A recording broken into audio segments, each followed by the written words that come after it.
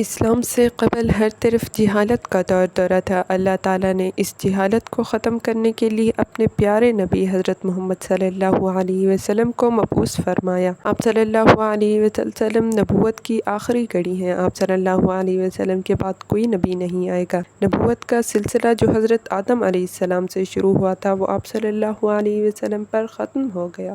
آپ صلی اللہ علیہ وسلم نے فرمایا، میں آخری نبی ہوں اور میرے بعد کوئی نبی نہیں آئے گا۔ نبی کریم صلی اللہ علیہ وسلم نے فرمایا، بنی اسرائیل میں جب ایک نبی وفات پا جاتا تو دوسرا نبی اس کا جانشین ہوتا، مگر میرے بعد کوئی نبی نہیں آئے گا۔